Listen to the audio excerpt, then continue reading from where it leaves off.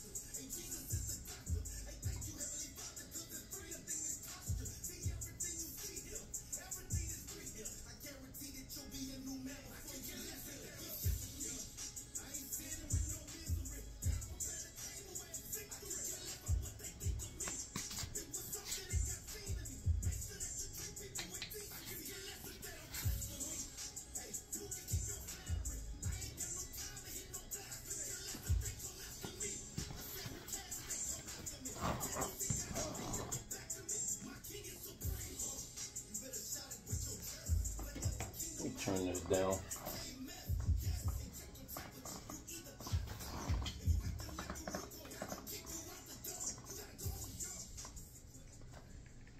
Hey YouTube, Muchismo Eugene.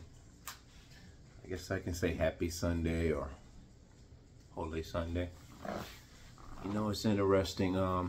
Today's topic is going to be the narcissist is like a carnival. I don't know if you can see that, but that is what I'm going to discuss. I'm going to talk about that. This is something we all can relate to, which is the carnival. You may still attend carnivals. You may not, like myself. I don't know the last time I've gone to a carnival. You know, I can remember the days when I was younger, the carnival, you know, you would amp yourself up as a child. You get excited leading up to that summer that, you know, the carnival was coming to town, and you would just, you know, just couldn't wait. The anticipation was just like crazy. Tell all your friends. And in my case, I never knew whether we were going to the carnival or not, because it was one of those things where I don't want to say we grew up poor, but we didn't have the money to just do the average things when we wanted to as a family. Give you an idea, and I'm sure a lot of people grew up like that. You know, it was just an uncertainty. It wasn't a guarantee, as opposed to some families, you know, you could expect that thing to happen every year like clockwork. And I'm thankful for that too, because as I'm you know, as I've aged and, you know, I'm an adult now, I've grown to understand that certain things that I expect don't always go the way that I expect them to. And that's a very, very hard lesson to learn. But it's a good lesson to learn early. The earlier you learn it, the better off I believe you are as an adult. And it's never too late to learn that, even if you haven't been accustomed to not getting a lot of the things go the way that you expect. Man, I do this a lot in videos. I have dry skin. I have the cat, and I think a lot of her hair, maybe, I don't know, the pollen. I have the dog, and, you know, just dust in general. Very sensitive skin. So if you see me doing that, that's, you know, it's like my skin's crawling. And so I use Vaseline too, so that attracts, you know, lint, whatever. So with that out of the way, I just want to talk about the carnival as it relates to the narcissist. And today I'm going to give you guys a break off of the borderline personality disorder person, but I still want to make that emphasis because in studying narcissists and their personality disorder, do yourself a service, a great service, and also along with that, in conjunction with that, study borderline personality disorder, because these people, they work in, I won't say in unison with the narcissist, but they are on the hunt to expose the narcissist and at the same time destroy the empath's life and self-esteem and existence, or I would just rather say your self-esteem and your self-worth. They want to break you down because they're broken. And so that's pretty much the best way to say that in my experience. Now, the Carnival, funny story, when I was about 19, I want to say, yeah, 18, 19, I don't know exactly. Maybe even been, I might have been 20, 21, I don't know. I wasn't an adult, I don't think. I was about 20. And the Carnival came to town. Little town I live in, which is, you know, Alabama. For all of you all that don't know that I'm from Alabama. The Carnival came into town and, oh, sounds like a printer. Piece of plastic rubbing against the outside of the house. I'm very vigilant. I hear sounds, I hear noises, and I'm just very attuned to different things like that. So it's kind of a weird thing with a lot of us empaths. We hear things that most people don't, and we're drawn to them. But this Carnival came to town, and I was in my alcoholism really bad. Looking back, I didn't realize I was that bad.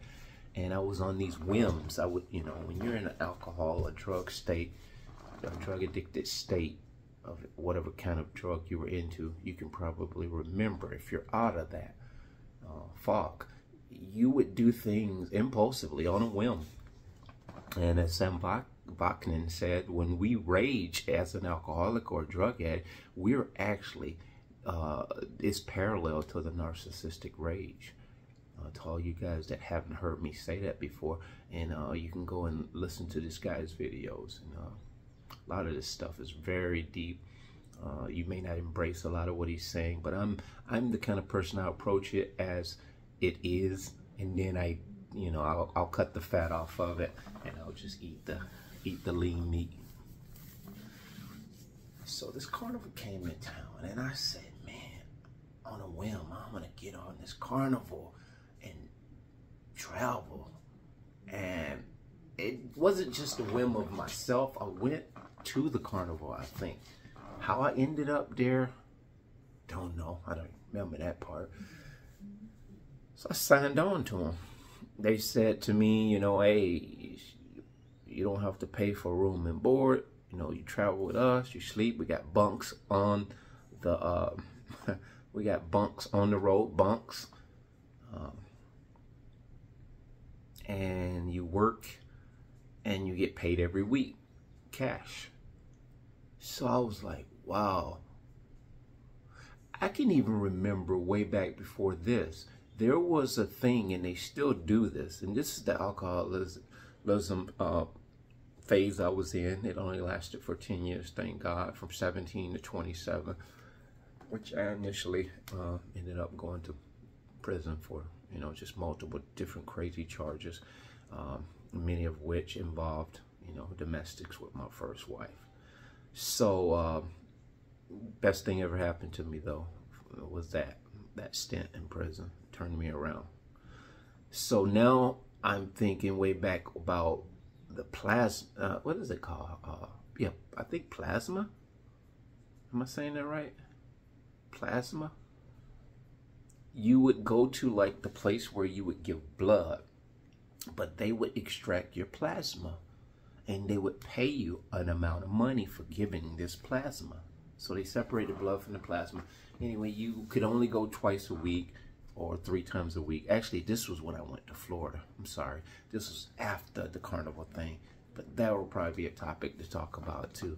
Just the dark roads we go down because of just our own dismantling of ourself, you know, because this is nothing that has anything to do with anybody else. We're self-destructing ourselves.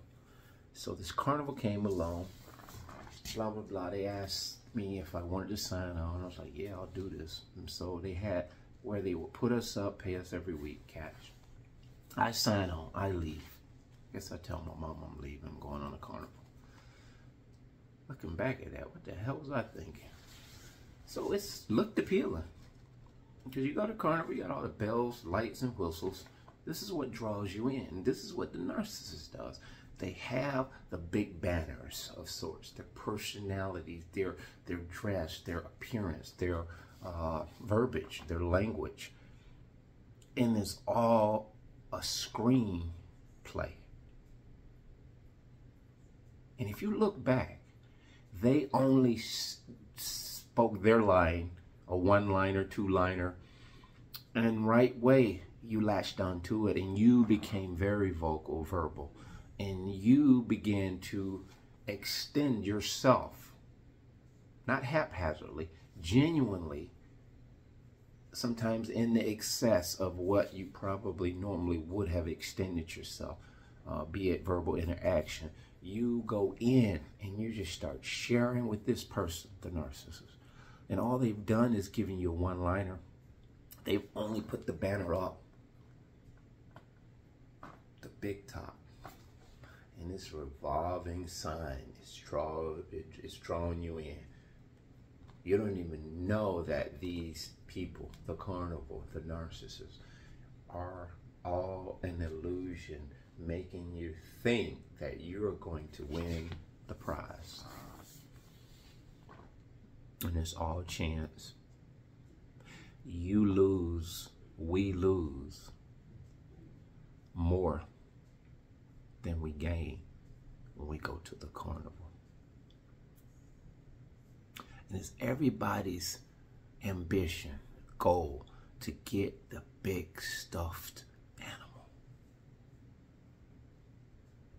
If you came away with a big stuffed animal and then you see some people walking around with this thing, if in fact they have lucked, I don't like to use luck, by some sheer fate, they end up getting the stuffed animal, the bear.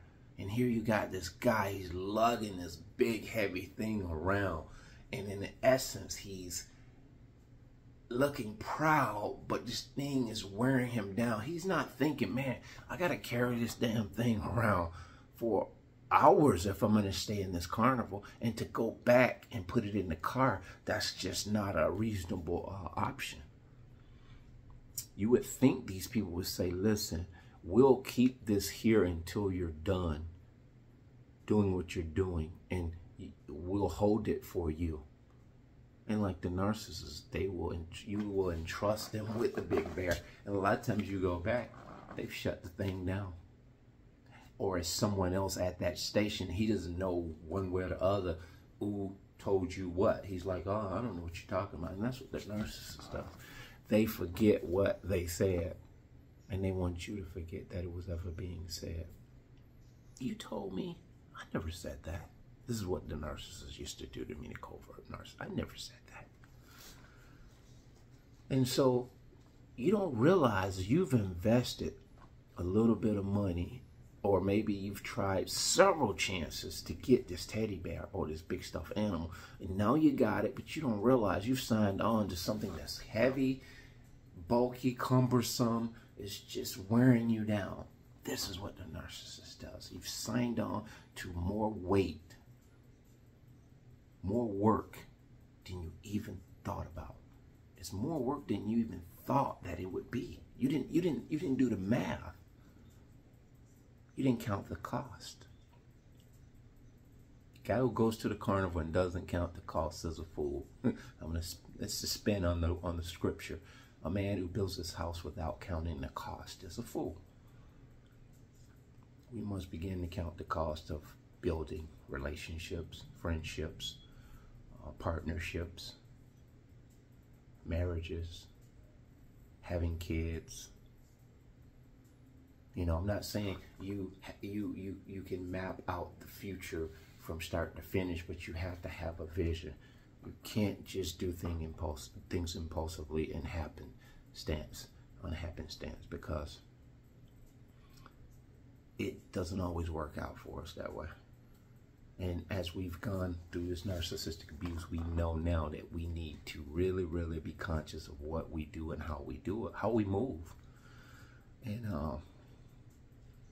I was going to say this at the end, but I think I'll just say it now while I have your attention, because who knows, I may lose your attention. Do you really understand why you are waking out of narcissistic abuse? Do you understand why you, of all people, when there are so many people that are trapped in this, that are not awake? Do you understand? I'll tell you what I understand. I understand that narcissist abuse was afforded me. It was afforded me for one reason: to save me from myself. And what I mean by that is, it was by design, God's design. Like Job, he allowed the enemy to torment Job, but God put a hedge of protection on Job to say, you can do whatever you want with him. You can ragdoll him. You can poke the pins in the voodoo doll all you want. You can put him under the Kundalini spirit in the church all you want and have him in the delusion that he is really, truly feeling God. But you can't take his life. This is when the church has abused you, is what I'm referring to. You see everybody hooping and hollering, kicking, jumping around the church, so you do it. You mimic the narcissist. Oh, that's the thing to do. Let me run around the church, throw all my hands up. Let me run around the church and scream and holler, and let me just throw some mumbo jumbo out there like I'm speaking in tongue. I have the gift of speaking in tongue. I've spoken in tongue before. I want to believe that that's what it was. Have I often spoken in tongue? No. So, we're going from here to there this time around, like I always do. I'm going to bounce around. And it's okay, because everything that I hit on is going to pertain to something that someone needs to hear.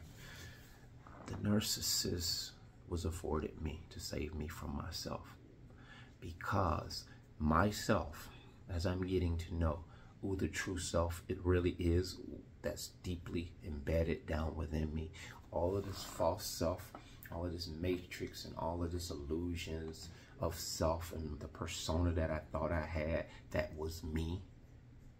I grew up around things outside of me that had everything to do with the grooming of my personality or my persona or my swag or the way that I move. And it's like Solomon said, I've done and been and seen so many different things, and I've come to the conclusion that is a futile attempt to try to chase these things. It's like chasing the wind. Am I saying just sign off and unsubscribe to everything and anything around us? God said, be in the world and not of the world. What I'm actually saying to you, for me, is the things that used to appeal to me, they don't appeal to me in the same way anymore. That's pretty clear. That's clear as it gets. If you had any doubts of what I meant or any concerns. Some of the things that I like to do, which is welding, heavy equipment operator. I have a machine I just purchased here recently, and I haven't even had an opportunity to operate it yet. I will eventually. There's just so many things that God has blessed me with in my life as a result of narcissistic abuse by way of this narcissist. And I say abuse because that was her motive, that was her intention. But being that I went through so many things leading up to this narcissist, I was already conditioned to understand that I can say something and mean it, and mean what I say and stand on it. And that's why I was too much of a chore. I was too difficult. I was too much work for the narcissist. And you know, people used to always say, oh, you always think you know everything. You always want to have it your way. You always blah, blah, blah, blah, blah. And I knew long ago that something within me was saying that don't let them shadow you or cloud what you know to be true for you, about you. So in essence, I was already aware of standing in my truth to a strong degree. I wasn't there yet, but I was already aware that my truth was my truth.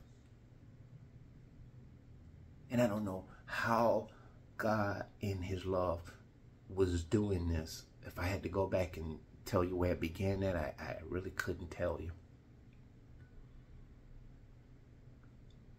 You know, people will say, oh, you're arrogant, or you think. And often, if you realize now, coming out of a narcissistic abusive relationship, all of those labels that are pinned on you,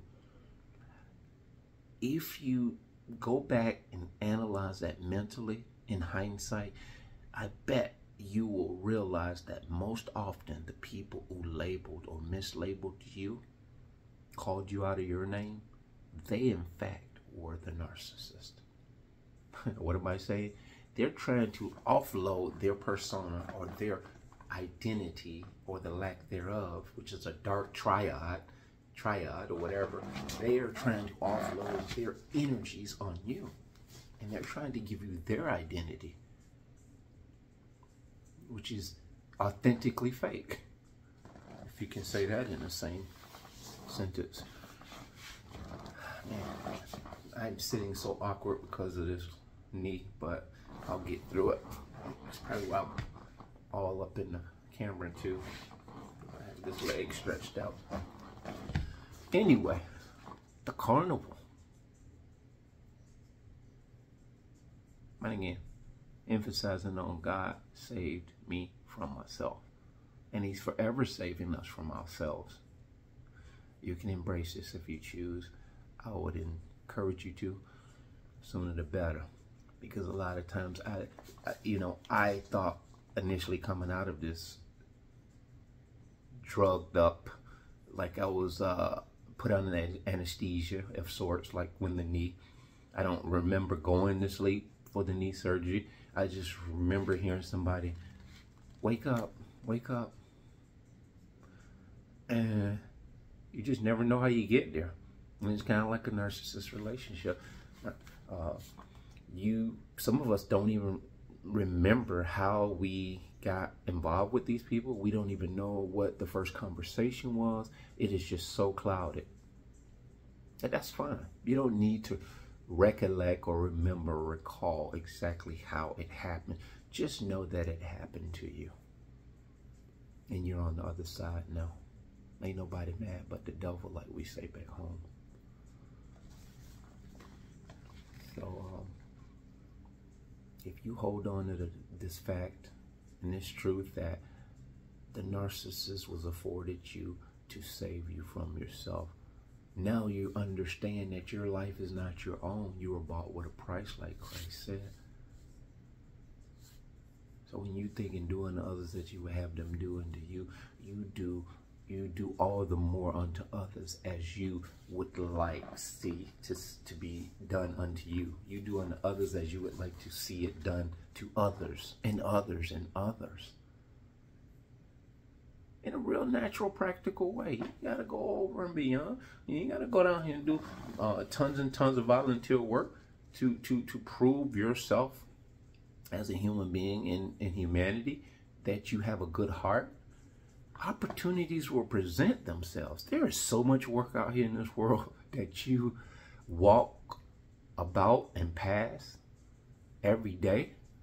There's so many opportunities where somebody needs your joy. They need your truth. they need the energy that you provide in a good way, in a healthy way. They need your presence. You're their hope. You're their hope before they get to even know God. You're the hope that God is hoping on.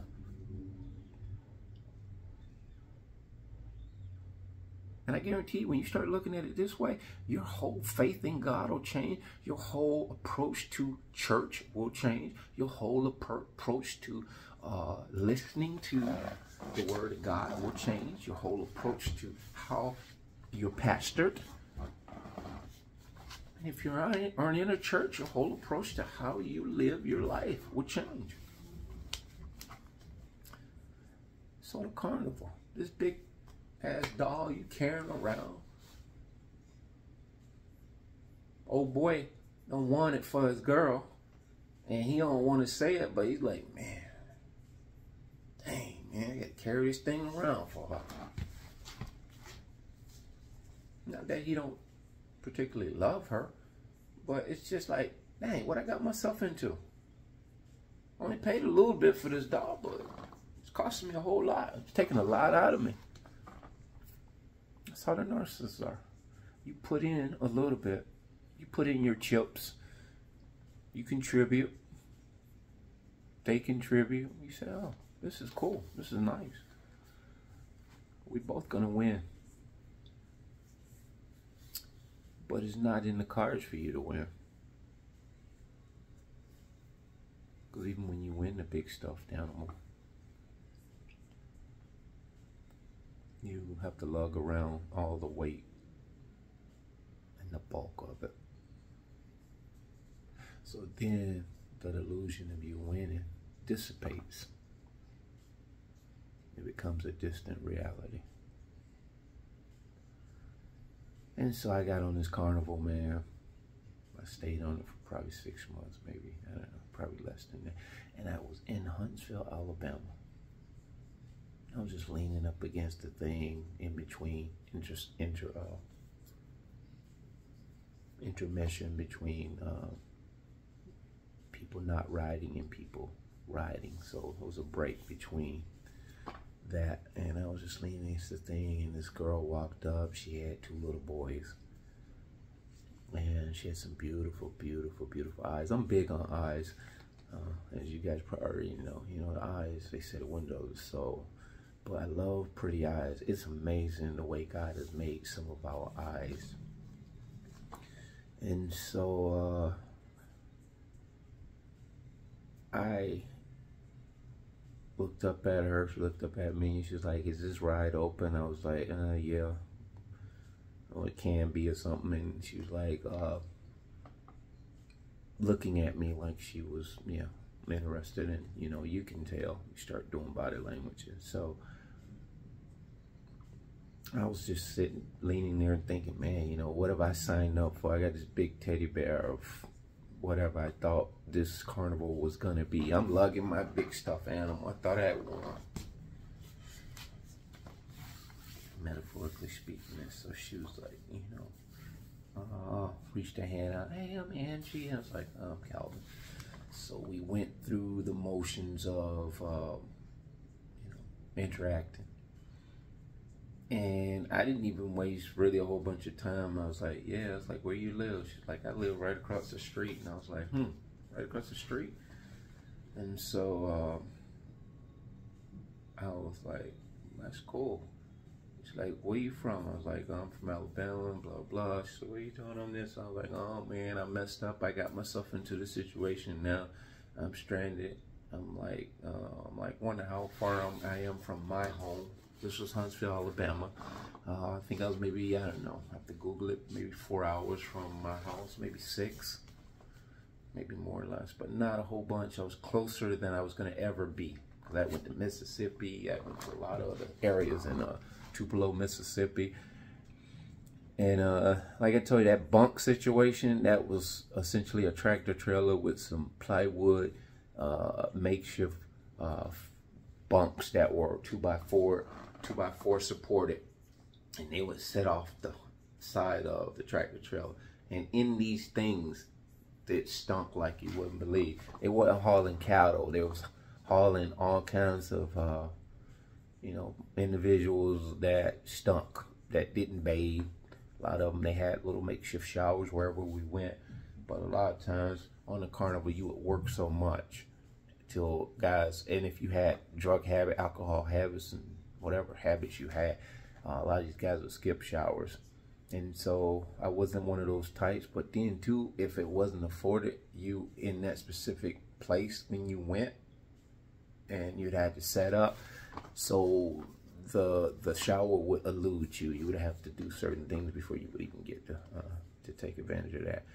So it wasn't what I thought it was. So back to the subject of me and her, or the conversation me and her had. I said, man, yeah, I just want to go back home. I'm messed up. She said, you can come live with me.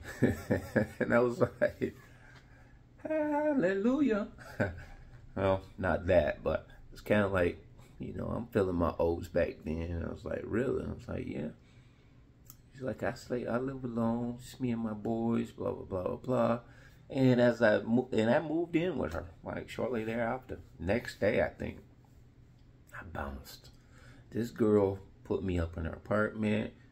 We hung out, we dated, interacted, whatever you want to call it.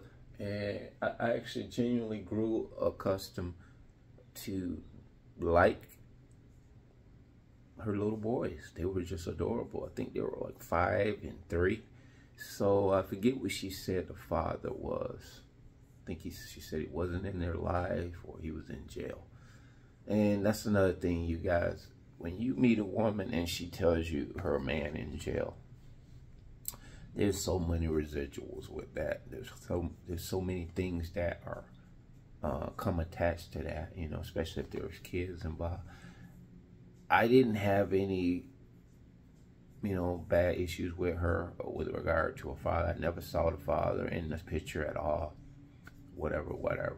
Let's suppose she was a narcissist. Maybe she had him on the back burner and just doing something until he got out. You know, there's so many variables right there. So that's why I'm emphasizing, you know, you think long and hard. Count the cost before you get yourself involved with somebody that has pre-existing attachments, is all I'm saying. Because that could go left real bad. But this girl was very supportive. We had fun. We rented a car. Went back home to Alabama. I introduced her to my mom. And it was one instance where me and her were sleeping in one of the bedrooms in my mom's house. Because I grew up in a mobile home. So you guys understand, it's a very small parallel containers. Much like a shipping container. So, one morning we woke up, and I guess the boys were still sleeping in the far back room, and we were in the middle room. And so, we were rolling around doing our thing, if you know what I mean. And all of a sudden, I heard somebody knock on the door, but as they knocked, they were coming in, and she caught me and her engaged in, you know, extracurricular activities. It was real embarrassing. I got up, went out into the kitchen, and said, I said, Mom, why are you knocking on the door? And she said, I did. Sound like y'all said come in. I was like, oops. And so the girl Andrew was super embarrassed, but we got through it. She was just a very, very enjoyable person to be with. And went back home. And there was a softball game going on back home. And the way that we would do the softball games, we would, there would be a farmer that would bush hog or brush cut. If you guys are not familiar with a bush hog, it's the thing that attaches to the back of the tractor and it actually mows the field. And our softball field was slash a cornfield, whatever you have. Anybody from the country would understand this. And this is what we would use for the softball field. And they would cut maybe 50, 60, maybe 100 yards, maybe more than that, open space. And people would come out with their makeshift chairs, planks, bricks, whatever, and make chairs. And that would be our softball game. So this specific day, we were doing a softball game they were doing a softball game and they asked me to participate and be one of the players. So I hit the ball. I was up to bat. I hit the ball. I was drunk. To what I thought, well, actually when I hit it, what it looked like, if I can recall correctly, it looked like what could have been a double, second base at best, and I tried to make a home run out of it. And I hit the ball. I wasn't looking at, I saw where it went for one quick half a second, and I just took off. And I wasn't looking outfield or anything. I wasn't even looking at anybody. I was just running, running, running. So I was rounding the bases, and I was coming into home, and I saw the guy. And so I think I heard the ball hit his mitt at home base. And what I did was do some kind of superhero type dive forward, but in the air, I spent my body, if you can understand, to where I wanted my feet to land and hit the base. In my mind, this is kind of what I thought I was doing. But in reality, this doesn't work like that. It's not a Matrix situation. So when I landed, I heard something pop. I essentially broke my wrist, and I didn't even know it. So when I went to get up, I fell back down, and I heard someone say, "Man, you broke your wrist." And I was like, looked at it, like, oh man, I think I need to go to the emergency room. And so I told Angie I need to go to the emergency room. She drove me. She's doing about 80, 90 miles an hour. She's boo-hooing. She's crying. I mean, this girl is so emotional. And I'm like, you got to slow down, man. I said, you emotional and you driving 90 miles an hour. Just a broke wrist. You about to kill me. And so I was able to kind of console her because I was still intoxicated. So I really wasn't feeling a lot of pain. But after the fact, after they shot me with a needle and I start coming down off the alcohol, you want to talk about throbbing, boy. Oh my God. And so this is some of the dumb stuff. And a lot of us got stories like this. So thanks for letting me share that one. Yeah, that carnival, man. That narcissist is like the carnival. And me and Angie, I had the broke wrist. I left, went back to Huntsville, but I had a doctor's appointment. Or actually, I don't know if I went back. Either way, I think she went back. We had to get the rent-a-car back, whatever, or she had to go back. She didn't work. So I think I might have went back and I told her I gotta go back home for my appointment. So I was going through a phase where I realized in and of myself, some kind of weird way, I started feeling like this relationship wasn't built upon how we meeting someone who I truly wanted to be involved with. I essentially met somebody that was what do you call it? An opportunity to get out of a bad situation, and that was no secret about that. And I think it was an opportunity for her to be involved with somebody who she found attractive. And so that feeling was sort of mutual. As it went on and I had this appointment, I began to look at it like this. Angie was very, very clammy. She was very, very overly supportive to what I believe now was very codependent, need to be needed. And so it was very crowding to me because I find out in my life now, as I've always been, but now realizing without a shadow of a doubt, I love my alone time. I love, I can deal with being by myself. You know, right now I'm home by myself. My children are with their mother over the weekend. They live here all week. We see each other maybe a couple hours every day between when I'm working and sleeping and they're out of school or in the morning. So it's kind of like we get an opportunity a couple hours a day to see each other. And for me, that seems to be enough. And for them, it seems to be okay too. You know, it's never enough time to spend with your children, but they seem to be okay. And you know, grades are good and everything, but I didn't feel an attachment to her is what I'm trying to get at. So I didn't continue that relationship. I stayed in Alabama and she went back to Huntsville. So And I think we might have talked on the phone. I don't think she was really pleased by that. I was like, no, you stay there. I don't want to be a burden, blah, blah. I think I gave her that excuse. She was like, no, no. And so, probably a little heartbroken she was. But I'm thankful that I did cease and desist on that, because I probably would have took this girl through a lot because of, you know, my alcoholism. Because we eventually take our family members and loved ones through a lot. And, you know, we didn't end on bad terms. I still remember her name, whole name. So, and I think I reached out to her at some point later, in a few years after that, and just to see how she was doing. And she was like, miss you. And so everything was good there. That's one of few relationships where I was able to just be okay with a past relationship. I haven't been afforded that luxury. I know people, they're cool with every ex that they've been involved with. Some of them even invite them over to, you know, shindigs and whatnot. That's a situation. That's a situation in itself too, to which I won't speak to. You know, just everybody's so lovey-dovey. Ex-husband and the former husband or the present husband. To each his own.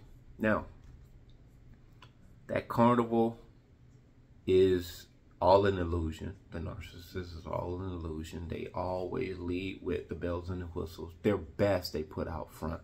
And most of us, we put our best foot forward. We put our strengths out there. Because we think that's what we have to do. We have to show ourselves in the best light that we possibly can.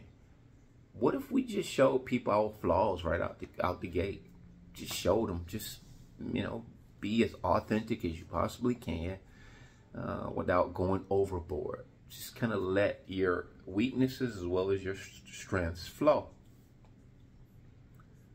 That would be an interesting endeavor. And I think that happens in life. And I think as an empath, that is probably what you're supposed to do.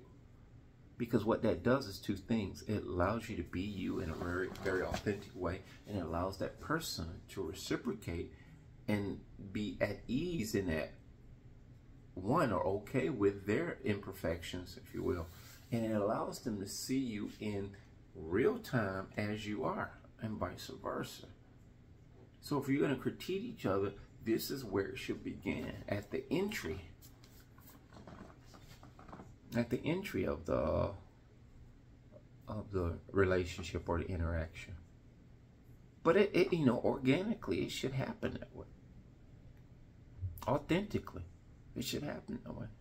I believe that would be a beautiful interaction. I'm hoping for that to be the case with me one day. Because my hope is still there. My hope is still strong that things will be what they should be in my life. Why shouldn't they be? Why should I think any other way? I should always believe the things that I want will be. That's what hope, that's what faith is. And if you say you have faith and yet you don't believe these things, even though you don't see them, your faith is void. And so, yeah. Now, in a carnival, the narcissist is oftentimes the operators of the rides. They're the guys that take your tickets and tell you if you get 3 out of 5, blah, blah, blah, blah, blah, you'll win this, that, or the other. And they're rattling it on so fast. They're spilling, their spiel is going so fast till you can't even keep up with what they're saying. And being narcissists, they're con artists. Gift of gab. They can talk like an auctioneer. You only hear like 1 of 20 of the words that they say. But you're okay because you got your girl in your back. She's like, yeah, I want that one. No offense, girls, but you know how it goes when these guys, they want to impress you. We want to prove something. We don't have here what that guy just said. And so impulsively, we're throwing big money out there because we don't want her to think we're cheap. Again, if you're authentically, realistically genuine, and you be like, you're a thinker and you're giving this some thought, counting the cost before you give this guy a $20 bill on a whim. And then you're holding back when your kids say they want an ice cream cone that costs $5 a pop. You'd rather see them starve, but you want to take a chance on an illusion. Count the cost, guys. I think it's just the camaraderie of the carnival and the fair. To be around and to be a part of an experience that appeals to everybody on a commonality, and it gives you this butterfly feeling of carefree strolling through, seeing things, the blinking lights, walking around in circles, your children becoming extremely exhausted and irritating and irritable because it's so hot outside. It's like walking through the desert. I don't know. I think I'm just a bah humbug or the Grinch of the carnivals and the fair. But I'm just calling it like it is. When we really think about this thing, on the surface it seems so appealing. But when we start cutting back the fat off of this and get down to the lean meat of the thing, it's no more than a casino of sorts. Maybe, you know, just think about the parallel. The carnival and the casino, a lot of lights, a lot of noises, a lot of people in their own world while looking around, people wondering what this one is doing. Who does that? The narcissist has a lot going on when you show up. You ever notice the narcissist when they're talking to somebody? Say you get these guys that in the suits and they're in a little circle of sorts, and you go to a dinner party and you get the one that's talking probably louder than anybody in the building. And he's talking because he wants to draw everybody into his conversation or his space. And he's not even focused on the people he's talking to. He's talking like straight, looking straight ahead, not really looking at any specific person, not giving any eye contact, but what he is actually doing, he's scanning the room. Everyone comes through the door. He's talking and he's looking. He is so concerned about how many people are paying attention to what I am talking about, to the foolishness that I'm talking about. Same with a woman. She can be so extra. I need people to pay me attention. And that's what the carnival is. We have all these lights. All these diamonds. Oh, he bought me this. Businessman. Yeah, well, I took the yacht out the other day.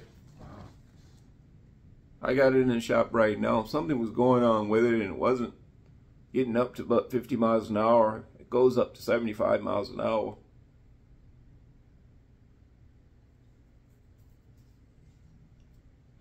They need to be relevant in the moment. They need to be relevant across the board. There is no downtime for these narcissists, especially where it regards them being out in public. They don't want to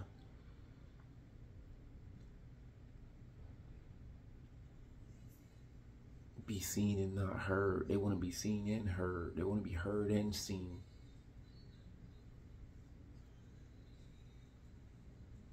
Empaths, you draw attention without even asking for it. I could be in a conversation and I am often, I casually look around, the prison stand, just that vigilance. You don't lose it. You kind of like casually look around, because one thing we realize, the energies that are around us, we are apprehensive of it in many ways. Even though we may have a conversation of sorts going, we will scan the room, almost like the narcissist, but for different reasons. We don't have an agenda. We don't have an evil agenda.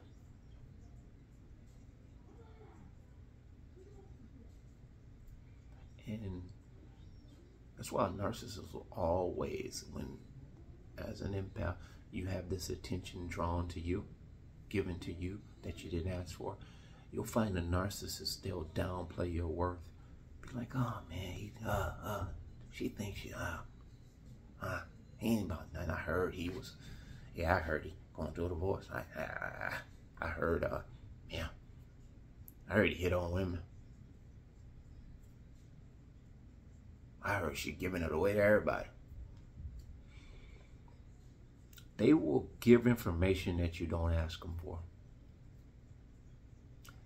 But the codependent, or the person that wants to be needed, who would put up and tolerate with a narcissist who doesn't know they're a narcissist, they just always obnoxious sometimes. You need their attention to be relevant. You think their relevance, you need them to feel relevant so you can feel relevant. It's kind of like an exchange of sorts. You are not whole or complete in and of yourself, so you need to validate them. Thereby, you're validated. Self-validation is the best validation. I'll tell you, validation is better than self-validation. His validation. Nothing like it, man. Try it. Nothing like God's validation. He said, because I look at the heart. He said, man looks on the outer appearance. He said, but God judges the heart. He looks at the heart. He sees the depth. That's why he knows what we're going to say before we say it. God, he knows what we're thinking before we think it. So if your intentions are good, or if your intentions are God, motivated, they're authentic, they're genuine, organic, the results will be good. Now, Carnival, bells, whistles, lights, attraction, deception, illusion.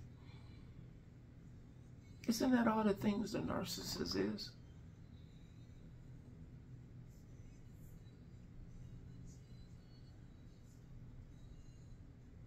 Just a heart-to-heart talk I wanted to have this Sunday. I'm not done, but for now I am. Bless.